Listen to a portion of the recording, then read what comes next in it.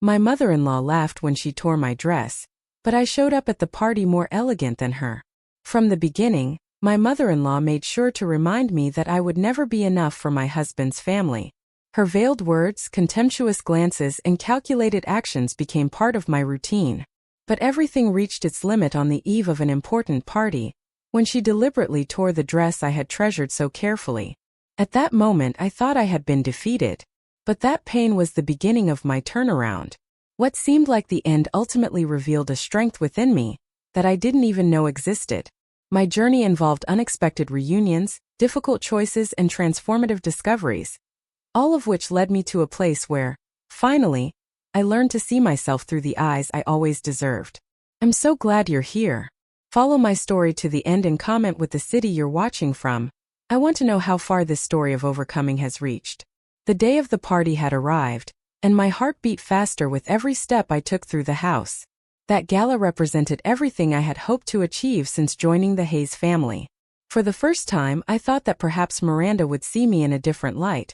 Perhaps I would stop being just Jonathan's wife and become someone real in her eyes. I chose my favorite dress, that deep blue one I had saved for years, waiting for the right moment. I ran my fingers over each embroidery with affection, like someone caressing a dream about to come true. I carefully styled my hair and meticulously applied my makeup with hands trembling with anticipation. As I looked at myself in the mirror, I felt something different, as if I finally belonged, as if my place in that family was being legitimized by my presence that night. It was a bittersweet feeling, hope with a touch of fear. But I decided that fear would have no place. I took a deep breath, adjusted my earrings, and held the dress against my body with reverence. My room seemed lit from within. Every detail around me seemed to conspire in my favor. The chosen perfume, the soft music playing on the radio, even the sun filtering through the curtains. For the first time in a long time, I felt that something was in my control. That perhaps things were changing. That perhaps, just perhaps, Miranda would finally see me as part of the family. But that tranquility would not last.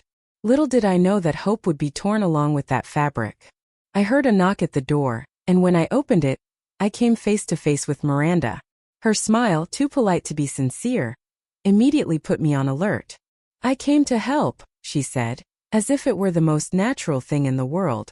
It was rare to see her approach without a hidden motive, and when she did, something always seemed to go wrong. Despite being uncomfortable, I swallowed my insecurity and invited her in. After all, she was my husband's mother, and I still believed that cordiality could overcome contempt. She walked through the room as if it were her own, examining every corner with that superior gaze.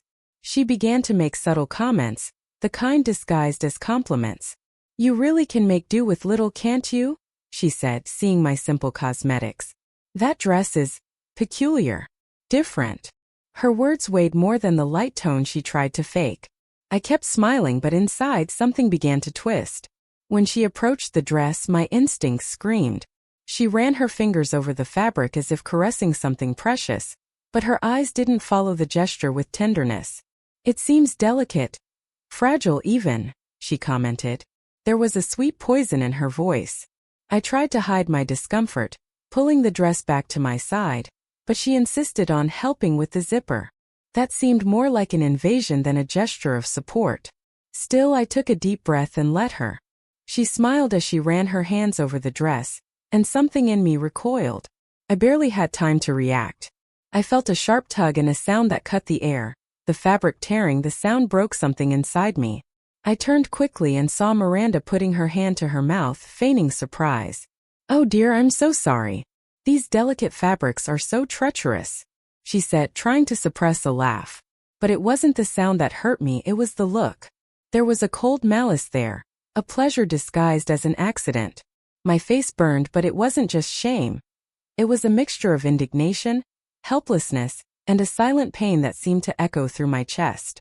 I had placed my hopes in that dress, my attempt at belonging, and now it lay torn in my hands. The humiliation was immediate, but the worst was knowing that it wasn't a mistake. It was a message, a cruel play disguised as an innocent accident. She continued her act. "I feel terrible, really. I hope you have another dress, something more simple perhaps." That was the last straw. I didn't cry. I didn't scream. I just stared at her in silence, trying to understand how someone could find pleasure in destroying another person's dream. I still didn't know what I would do, but something had changed inside me at that moment. Her gaze hid nothing. When I looked into her eyes, I saw that there was no regret at all. I stood there, alone in the room, with the torn dress in my hands and my soul in tatters. But as I stared into the mirror, something began to emerge in the depths of my eyes. It was small, almost invisible, but it was mine. A seed of revolt, of strength. Not for revenge, but for myself. I could no longer accept being silenced, humiliated, or erased. This had to end. And at that moment I knew I had to change. I fled aimlessly, my eyes blurred by tears and the torn dress in my arms as a symbol of my pain. I walked through unknown streets, not knowing where to go, just wanting to escape the weight of that house. Each step was a choked sob, each corner a silent plea for shelter. Until, as if by a breath of destiny, I stopped before an old display window, full of dresses that seemed straight out of a fairy tale. And then I recognized the name written on the sign. Claire Benton, Atelier of Dreams. I hesitated before entering. The Claire of my adolescence was everything I needed now, strong, creative, generous. But time could change people. Even so, I pushed the door open, smelling the familiar scent of fabrics and soft perfume. The bell jingled above my head, and before I could take another step, the back curtain opened. She appeared, more mature, more elegant, but with the same sparkle in her eyes. Emily Carter? It can't be you. That's what I heard before being enveloped in a hug that seemed to mend, little by little, the pieces of my soul. It was like going back in time, as if all the years and pains had dissolved in that instant. She looked me up and down, noticed the torn dress, and didn't need any more explanations. She just pulled me inside and said, "Sit down. Tell me everything." The door opened and I heard, "Emily Carter? It can't be you." The words flowed out like a dammed river, between sobs and nervous laughter, as I recounted everything that had happened. Claire listened in silence, her brow furrowed and her eyes welling up. "She did that on purpose?" she asked, incredulous, when I got to the part about the torn dress. I nodded. "And he didn't do anything?" she continued, referring to Jonathan. The answer came with my silence. She then stood up, took a deep breath, and said firmly, "This isn't going to end like this." It was then that she made the proposal. "I'm going to create the most incredible dress that has ever come out of here. It will be yours alone, unique. And you will walk into that party with your head held high." I was speechless, touched by her generosity. Claire always had this gift of transforming pain into art, and now she was offering me more than a dress. She was offering me dignity. I felt welcomed in a way I hadn't felt in a long time. I accepted, not just because I needed something to wear, but because I wanted to rediscover that part of me that Claire remembered so well, the courageous Emily, who believed in herself. We sat together, sketching ideas and fabrics, as we did when we dreamed of balls and happy endings. And there, at that old wooden table, something inside me began to awaken. A seed of strength watered by empathy and true friendship. "We're going to show that woman who you really are," she said, her eyes gleaming. I ran my hand over the rolls of fabric as if rediscovering old acquaintances. I touched the silk, the satin, the tulle, and each texture seemed to give me back a fragment of myself. Together we chose a deep, elegant, and daring wine shade. Exactly what I needed to be that night. Claire guided me with her experience, but left room for my decisions. For the first time in a long time I was being heard. And that changed everything. As we decided on the cut of the dress, something in me rearranged itself. I was no longer the woman who accepted emotional crumbs to be accepted by a family that never truly embraced me. I was at last putting myself first.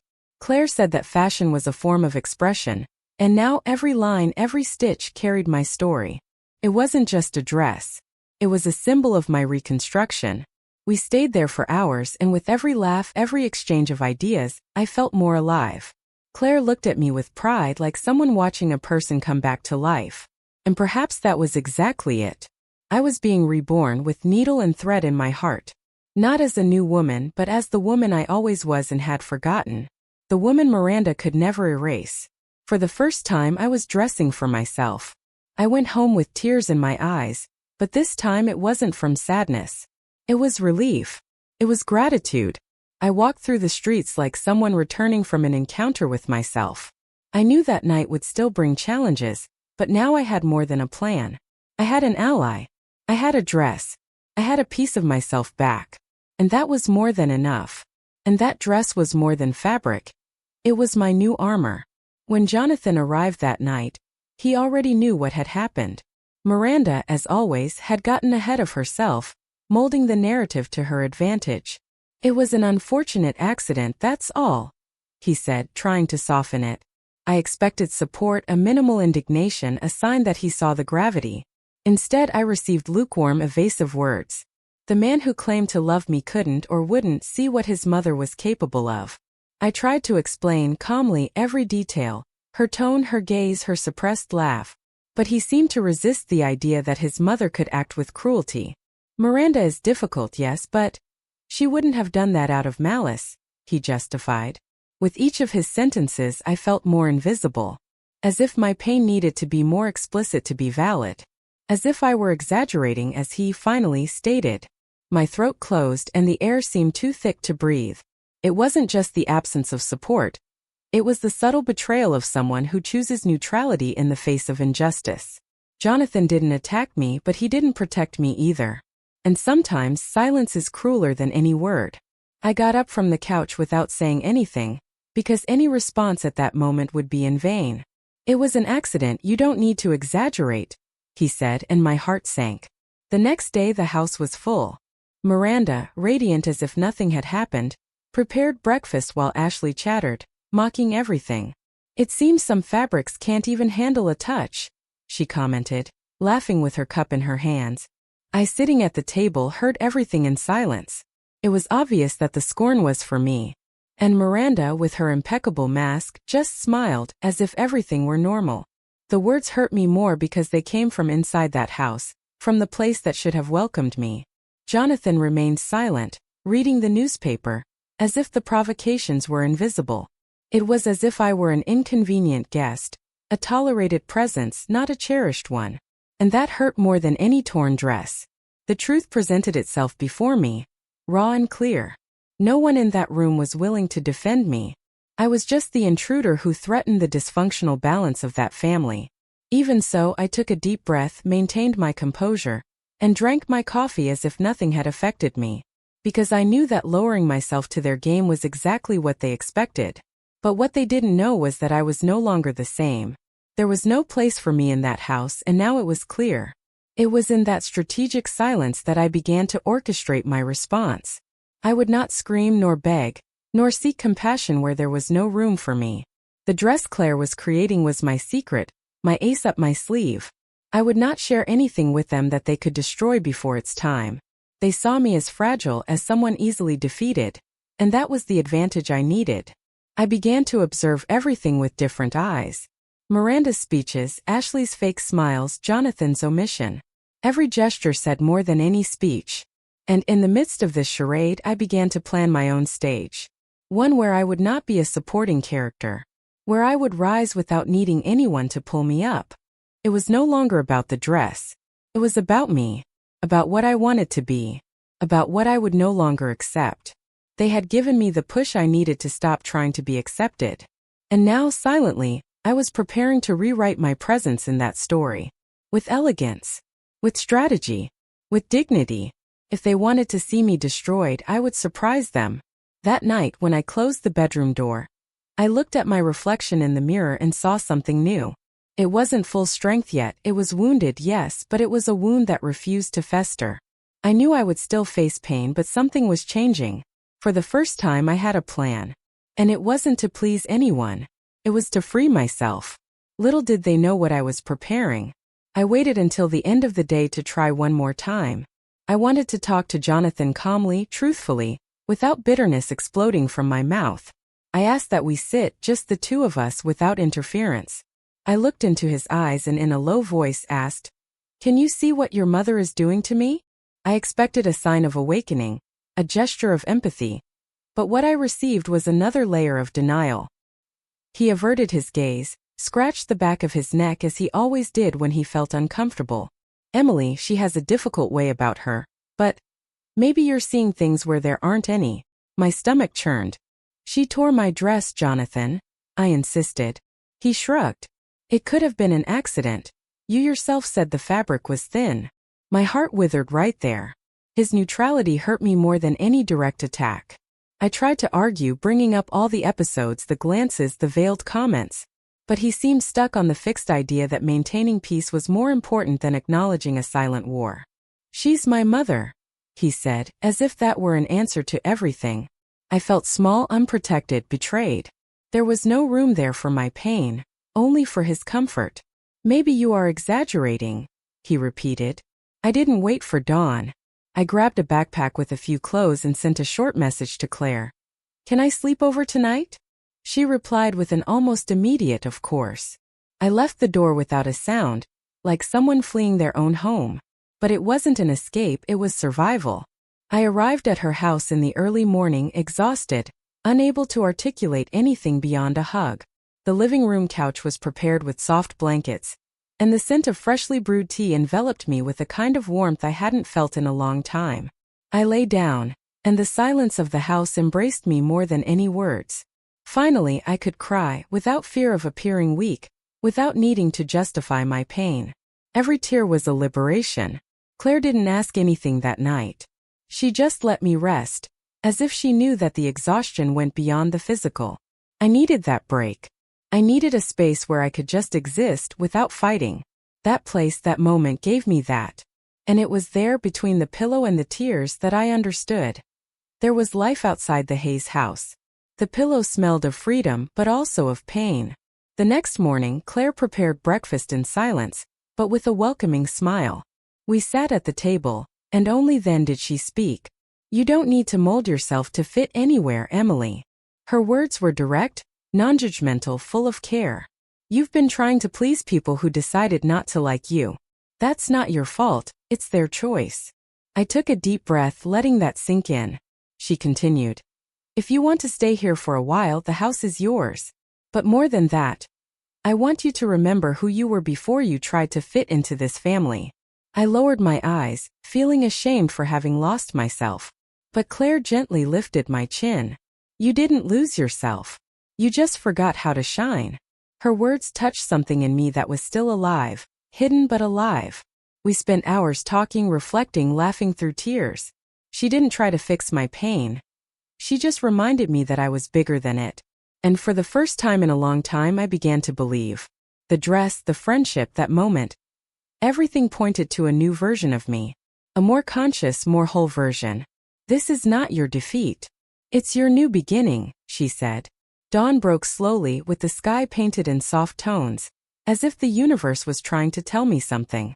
I walked to the window with a warm cup in my hands and let the silence speak for me. I was far from having all the answers, but for the first time in a long time I had made a choice. Not out of fear, not out of obligation, but for myself. And at that dawn I chose for myself. I received the invitation via a simple, almost formal message. Emily, I'd like to talk to you. Can you come for tea tomorrow afternoon? Eleanor. My heart quickened.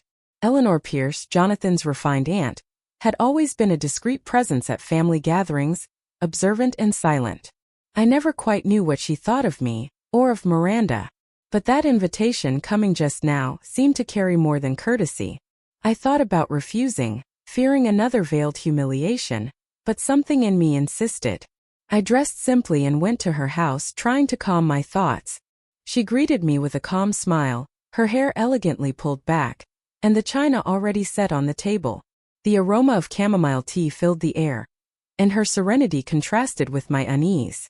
Something was about to happen, and I felt it wasn't small.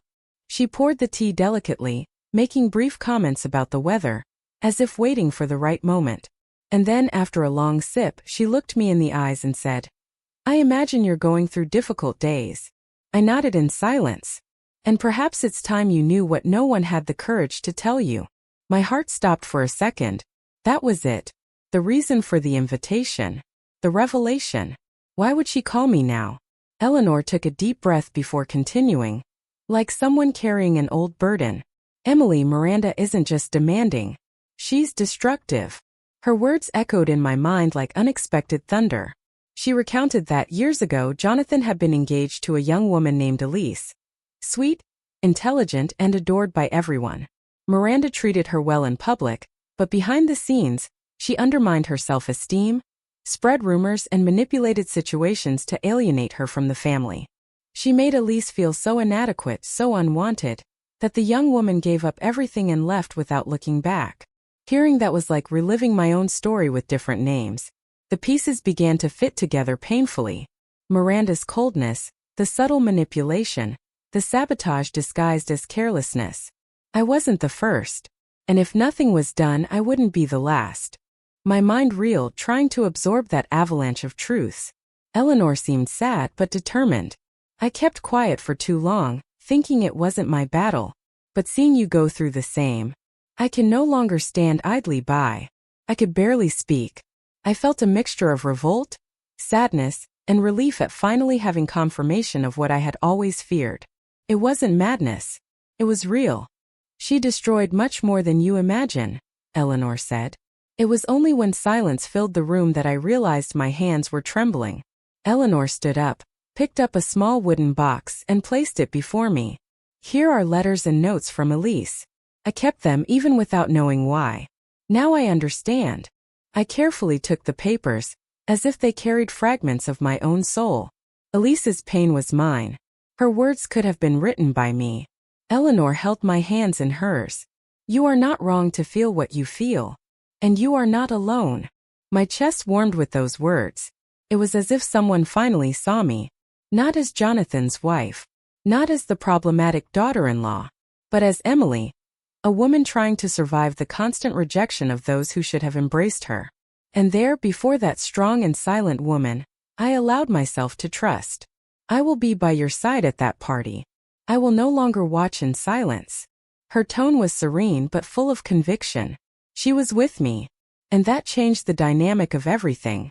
For the first time, a piece of that chessboard had turned to my side. And now, I was no longer at a disadvantage. I had an ally.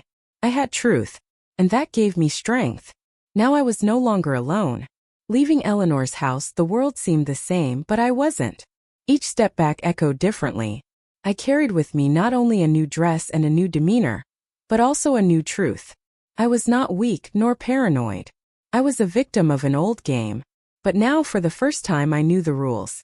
And I was no longer playing alone. And that changed everything. Claire put the finishing stitches on the lining, while I carefully held the fabric. Almost reverently. The studio room was filled with a solemn silence, broken only by the soft sound of the needle cutting the thread. When she finished, she looked at me with an emotional smile, like someone watching a butterfly about to emerge from its cocoon. I slowly put on the dress, feeling the weight of the transformation it represented. It was more than an outfit. It was a milestone in my reconstruction. We sat for a few minutes, laughing at school memories, old letters, and the dreams we had at 17. Claire remembered everything, me whole before the wounds. We cried softly, but not from sadness. It was as if that moment sealed something between us. A silent promise that the past could, indeed, serve as a bridge to the future. The dress molded my body, but the friendship molded my courage. I stood up and went to the mirror, hesitant. What I saw took my breath away. It wasn't just an improved version of me, it was a new woman. Elegant, firm, with eyes full of something I was still discovering. Claire approached from behind, adjusted a loose strand of hair and whispered. She was always there. My eyes welled up but no tears fell. The reflection in the mirror showed a woman I was still getting to know. The car parked a few feet from the main entrance. Inside I could see the lights, hear the music, feel the nervous flow of people entering, greeting, smiling. I took a deep breath. Claire squeezed my hand for a moment and then gave me a confident nod. I got out alone, my heart pounding like a drum, but without fear. It was different this time. I wasn't there to please, I was there to take my place. With each step I took on the illuminated sidewalk, memories of the past few weeks came in flashes. The torn dress, Jonathan's omission, Eleanor's words. And, above all, the decision not to be silent anymore. My heels clicked firmly on the ground, each sound a reminder that I had survived. That I was stronger than I thought. When I reached the red carpet at the entrance, I hesitated for a second. But then I lifted my chin, adjusted my dress, and moved forward. There was no room for hesitation there. The Emily of before might have recoiled, but the Emily of now walked with purpose. With the dress clinging to my body like armor, and my heart firmer than ever. Every step on the red carpet felt like a reconquest. The hall was full, and the lights made every crystal sparkle like a secret. I walked among the people, feeling their gazes slowly turn. Murmurs, gasps, expressions of surprise. But it was when I approached the center of the hall that I saw her, Miranda. She was talking to a group of guests, laughing with her usual charm. But just a glimpse of me made her laughter disappear. She froze for an instant. Her eyes swept over my body from head to toe, fixing on the dress as if it wounded her. There was a second of silence between us, suspended in time. But contrary to what she expected, I did not avert my gaze. I just kept my head held high, with the serenity of one who needs to prove nothing more. The victory was there without a single word. She tried to cover up, forcing a smile, but the tension was visible. I, however, didn't need a reaction. Her discomfiture was enough. Because at that moment everything she had tried to erase was before her, and it shone. She could hate, deny, resist, but she could no longer ignore. I was there. Whole. Strong. Beautiful. But I didn't look away. I was ready. I walked towards the crowd with lightness, as if the whole room had been made for that moment. The music, the lights, the whispers around. Everything seemed shaped to announce my presence, but without ostentation. It was just me being who I should have been from the start. And while Miranda was still trying to compose herself, I noticed something new in her eyes, insecurity. And for the first time she was the one who felt small. In a few minutes all eyes turned to me. Surprised smiles, discreet greetings, some with a gleam of admiration in their eyes. I heard phrases like, "How elegant," "Who could she be?" And let my actions respond. It wasn't arrogance, it was presence. That presence that Miranda had always tried to erase. But now every gesture of mine reaffirmed who I was. I didn't have to force anything. I walked calmly, greeting guests with a light and genuine smile. My movements were confident, and my posture spoke louder than any words. That night was already mine, even without being announced. The dress outlined my strength and my expression revealed peace. Not the peace one receives, but the peace one conquers. Some faces that once ignored me now tried to strike up a conversation. Women complimented me. Men commented on my good taste. And in the midst of the buzz I heard a whisper that was etched in my memory. "Who is that?" I smiled inwardly, because for so long I had tried to be noticed by that family. And now, without having to beg, I was recognized by those who truly mattered. "Who is that?" I heard one of the guests whisper. It was then that I saw him approaching, hesitantly. Jonathan walked slowly, with an indecipherable smile and eyes trying to find something in me that perhaps was no longer there. "Emily, you look beautiful," he said. I nodded with a faint thank you, without allowing room for more. He tried to extend the conversation, but my silence said it all. I wasn't there to salvage anything. I was there to be myself. He seemed disconcerted, as if he didn't recognize the woman before him. And, in fact, perhaps he truly didn't. The Emily he knew accepted his silence as comfort. The Emily of now understood that omission also hurts. We stood side by side for a few seconds and I realized that for the first time he was the one who didn't know what to say. There was no confrontation, no accusations. Just an honest, necessary distance. He noticed. His shoulders subtly dropped and he walked away. That absence no longer hurt. Because now it wasn't rejection, it was choice. My choice. It was the first time he didn't know what to say to me. Miranda feigned an air of normalcy, as if nothing around her was out of control. But her gestures betrayed her. Her restless hand, her pursed lips, the gaze that followed me undisguised. Amidst conversations, she let out mechanical laughs, spoke louder than necessary, trying to remain the center of attention. But it was useless. The night no longer revolved around her. I noticed when she looked me up and down for the third time. There was no denying it, she was disconcerted. And the most interesting thing was that no one else seemed to notice. Her mask was beginning to crack, albeit subtly. And for the first time I didn't fear that gaze. I felt calm. I felt justice. I felt that I was, at last, in control of my own story. as she held a crystal goblet with excessive, almost imperceptible force. I knew something within her was simmering. But all I did was smile elegantly, like someone who knows they don't need to retaliate, because they've already won. The woman she tried to crush was there, standing, shining without asking permission. She gripped the glass as if she wanted to crush it. The hall remained in motion, but within me everything was stable. I no longer needed anyone's approval, much less the acceptance of those who had always tried to diminish me. The pieces of the chessboard repositioned themselves before my eyes, and I finally occupied my position. It was just the beginning, but it was already grand. And the best was yet to come. Rachel Goldstein approached with a discreet smile, the kind of expression that carries more observation than sympathy. She elegantly extended her hand, and her imposing presence filled the room naturally. "Emily Carter, isn't it? I've heard wonderful things about you today." Surprise caught me off guard, but I responded with kindness. We chatted for a few minutes, and little by little, influential women began to join the circle. They praised my dress, my demeanor, my serenity. They weren't interested in scandals or appearances. They saw something beyond. Rachel asked subtle questions about my story, my work as a teacher, and with a smile commented, "There's something very authentic about you." I thanked her, still assimilating the naturalness with which I was being accepted into that new circle. It was as if, without asking, I was finding my place. For a moment, I felt that the environment embraced me as never before. Not by force nor by imposition, but by merit, by presence, by truth. Rachel watched me with a curious gaze, almost as if expecting the unfolding of a play about to reach its climax. And perhaps that was exactly it. Rachel watched me like someone who already knew something. The tranquility was interrupted by a voice that cut the air like a knife. "That dress. It's an illegal copy." Miranda had appeared out of nowhere, accompanied by some attentive glances. The room gradually fell silent, filled with a silent tension. "She stole that design from an exclusive collection. It's a replica, a cheap fake," she said loudly, looking directly at Rachel. For a second, everything stopped. I didn't know whether to laugh or retaliate.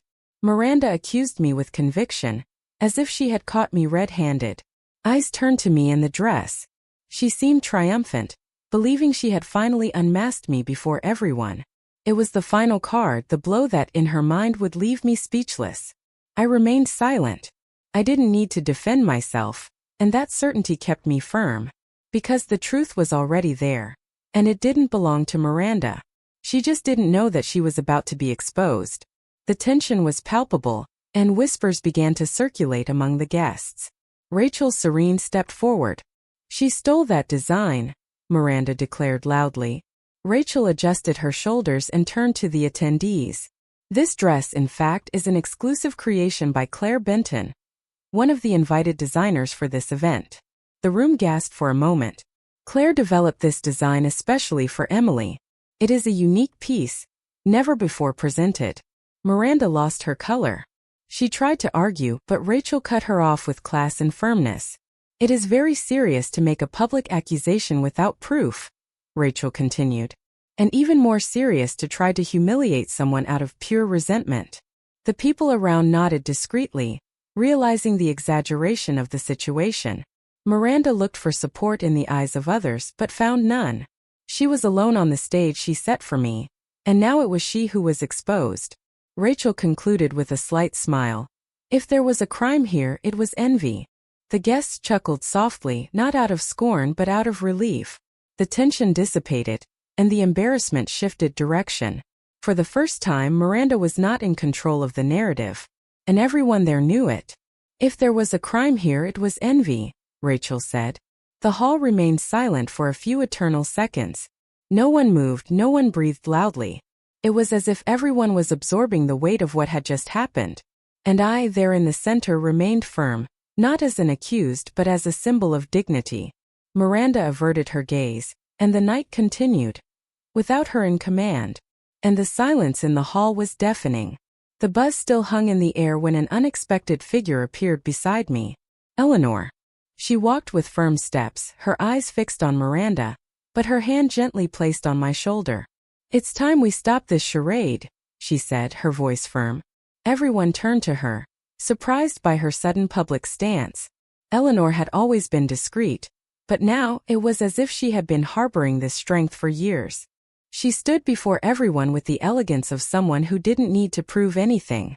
Miranda has been acting this way for decades. With Elise, with other women, with anyone who loves her son and loves herself. There was a murmur of astonishment. She doesn't want daughters-in-law, she wants servants. And when she doesn't get them, she tries to destroy. The hall fell into absolute silence. For the first time, someone from her own family said aloud what so many had only suspected. Eleanor looked at me sideways with tenderness and firmness, before facing Miranda again. You never listened to me, Miranda. But now everyone will. My mother-in-law, pale, maintained her posture, but her eyes betrayed her distress. No words could reverse that moment. The veil of the facade had been lifted, and no one there could pretend they hadn't seen it. She hasn't changed, she just became more deceptive, Eleanor said. Rachel then approached once more, carrying a thin, discreet but symbolic folder. We received, through indirect channels, messages and records showing attempts to prevent Emily's presence at this event. She held up some papers. Messages exchanged with suppliers, emails with manipulated dates, and even a request to remove her name from the guest list. Everyone remained motionless. Miranda tried to maintain her composure, but it was visible that her fingers were trembling. It's all documented, Rachel affirmed with surgical precision. And anyone who wants to can read it. She placed the documents on the nearest table, as if inviting them to the truth. No one approached, not out of disinterest but out of embarrassment. The masks had fallen and Miranda, who had always controlled everything behind the scenes, was now exposed under the spotlight. Her eyes searched for allied faces. She found none. There was a dense silence, followed by some hushed whispers. Someone coughed. Another shook their head in denial. I remained standing without saying a word. My dress seemed stronger than armor, my posture firmer than any argument. Rachel gave me a brief look as if to say, "You won without shouting." And indeed I won. With truth, with elegance, with presence. It's all documented, she stated. The faces that once orbited Miranda began to drift away. One by one. Guests changed direction upon seeing her. Conversation shifted to other topics. That imposing woman, who for so long had dominated with glares and manipulations, was now isolated in the center of a hall that no longer responded to her. It was as if the ground had opened beneath her feet, and she was sinking without anyone offering a hand. Jonathan, standing by a pillar, watched everything in silence. He didn't approach. He didn't defend her. Nor did he seek me out. There was in his eyes a belated recognition of all that he had refused to see. I, on the other hand, was surrounded by smiles and kind words. Rachel, Eleanor, Claire, and so many others approached with sincere compliments. I no longer needed Miranda's acceptance. I had one life's acceptance. I felt a strange lightness, like someone taking a deep breath after years underwater. It wasn't revenge. It was justice. And more than that, it was freedom. Miranda, defeated, picked up her purse with stiff movements and walked towards the door. No one stopped her. No one followed her. She left as she had always lived, sustained by appearances but deep down absolutely alone. She left the room as she entered, alone. I looked around and for the first time, realized that it wasn't just an end. It was a new beginning. A new space had opened before me, not because I forced it but because I resisted. Because I was firm, I was true to myself. And when I turned to observe the hall one last time, a calm smile was born within me. A smile of someone who knows that finally they have won. And this time I had the last laugh. I woke up the next morning with the feeling that something profound had ended, but also with the certainty that something new was beginning. I picked up my cell phone, still with sleepy eyes, and found dozens then hundreds of notifications. Photos of me at the party had circulated on social media. Comments praising my demeanor, my dress, my courage. People I had never met were writing to me, as if they had been rooting for me for years. Each message brought me a little more relief, pride, and healing. My eyes filled with tears, not from pain, but from recognition. For the first time, my truth had been seen, heard, and embraced. Not out of obligation, but out of merit. And at that moment, lying with my phone in hand and a light heart, I understood that that night had transcended the party halls. My story had touched other women, other Emilis out there who for so long had been silent. And now every like, every comment, every share seemed to say, "We saw you." I smiled in silence with gratitude, because sometimes all we need is to be seen in the right way by the right people. Each notification felt like a silent applause. In the middle of the afternoon, as I organized my thoughts, I received an unexpected call. It was Jonathan. I answered calmly without anxiety. He started hesitantly, saying he had reflected a lot, that he was ashamed. "You were right about everything," he said. "My mother. I should have listened to you sooner." I remained silent for a few seconds. For the first time, I didn't feel the weight of needing to convince him. I explained that I didn't hold hatred, but that now I knew exactly what I deserved. And that, unfortunately, he hadn't been by my side when I needed him most. "It's not about the party. It's about all the days before it," I said firmly. On the other end of the line, I heard only a sigh. He understood. And this time he didn't insist. We ended the call cordially, but without promises, without reconciliations. That page had been turned with respect, but without regrets. I was at another point in my journey, and he was no longer part of the script. I hung up the phone with lightness, certain that self-love should always be the main chapter. "Now I know what I deserve," I said without fear. A few days later, I received an email with the subject, "Confidential Proposal National Campaign." I opened it without high expectations, thinking it was just another common invitation. But in the first few paragraphs my heart quickened. It was an official proposal to be the face of a national campaign on self-esteem and female empowerment. The brand was well known, and the editor-in-chief wrote personally, praising my demeanor and authenticity. She said that my image had become a symbol of strength and reinvention, that I had touched people not with perfection but with truth. And that was exactly what they wanted to represent. I read the email 3 times before replying. My yes was quick, but my feeling was profound. It wasn't just a campaign. It was a reflection of everything I had lived and overcome. Claire cried when she heard the news. Eleanor sent me flowers. Rachel wrote a message saying she had expected it. And me? I just took a deep breath and let gratitude fill every space within me. I had gotten there by merit, by courage, by resistance. And now more than ever, I knew the value of every scar. "We want you as the face of our new campaign," said the editor. Life didn't go back to being the same, and that's a good thing. The pains shaped me, but they didn't define me. The stumbles taught me, but they didn't trap me. The woman who now looked to the future wasn't perfect, but she was whole. And when I accepted that invitation, I understood that the path ahead was mine. Free, new, illuminated by the courage to be who I needed to be. And there I realized my new path had begun. Now, I'm curious about you who heard my story. What would you do if you were in my place? Have you been through something similar? Support the channel by subscribing, liking, commenting, and sharing this video. I'm leaving another story on the final screen that you'll also like, and it will definitely surprise you. Thank you for watching. See you in the next video.